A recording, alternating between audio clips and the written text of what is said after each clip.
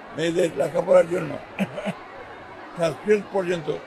অবৈতনিক শিক্ষা ব্যবস্থা চালু করে তিনি একটা যুগান্তকারী পদক্ষেপ নিয়েছিলেন। যত দ্রুত সম্ভব সংস্কারগুলোকে সম্পন্ন করে তারা দেশে নির্বাচনের মাধ্যমে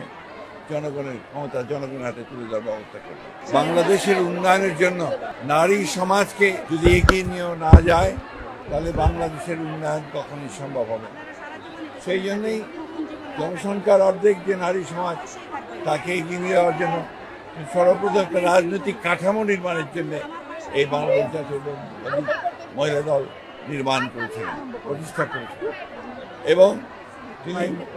মহিলা মন্ত্রণালয় তিনি প্রথম সেটাকে তৈরি করেছিলেন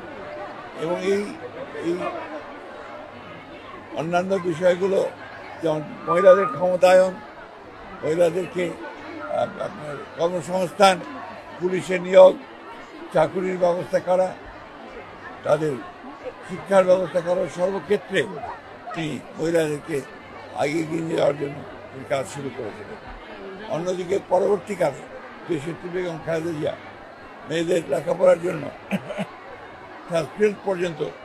অবৈতনিক শিক্ষা ব্যবস্থা চালু করে তিনি একটা যুগান্তকারী পদক্ষেপ নিয়েছিলেন।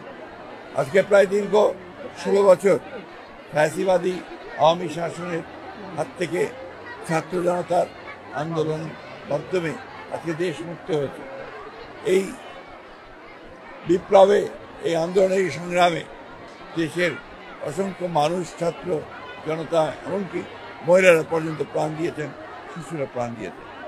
আমরা মহিলাদের যে অবদান এই গণতন্ত্রকে পুনরুদ্ধারের সংগ্রামে, সেটাকে আমরা কখনোই অস্বীকার করতে পারব না। আজকে বাংলাদেশ জাতীয় মহিলা দল তাদের প্রতিষ্ঠা বার্ষিকীতে এই শপথ নিয়েছে যে যে স্বাধীনতা অর্জন করা হয়েছে সেই স্বাধীনতাকে সুসংহত করবার জন্য, গণতন্ত্রকে পুনরুদ্ধার করবার জন্য এবং দেশে আইনের শাসন, জনগণের শাসন প্রতিষ্ঠা করবার জন্য তারা তাদের সংগ্রামকে অব্যাহত রাখবে এবং আমরা বিশ্বাস করেন দেশে খুব শিগগিরই আজকের যে অন্তর্বর্তীকালীন সরকার প্রতিষ্ঠিত হয়েছে তারা জনগণের রায়ের উপরে, মতামতের উপরে শ্রদ্ধার নিদর্শন করে তারা যত দ্রুত সম্ভব সংস্কারগুলোকে সম্পন্ন করে তারা দেশে নির্বাচনের মাধ্যমে জনগণের ক্ষমতা জনগণের হাতে তুলে দেওয়ার ব্যবস্থা করবে। আপনারা জানেন আমরা বারবার করেই দুবার দেখা করেছি আমরা আপনার এই অন্তর্বর্তীকালীন সরকারের প্রধান এবং তাদের সদস্যদের সঙ্গে প্রত্যেকবারই বলে এসেছি আমরা যে একটা সংস্কারগুলো ঘোষণা করে কিন্তু তারা করতে চান সেগুলো জনগণের সামনে তুলে ধরা এবং সেটার সময় নির্ধারণ করা যাতে করে সুনির্দিষ্ট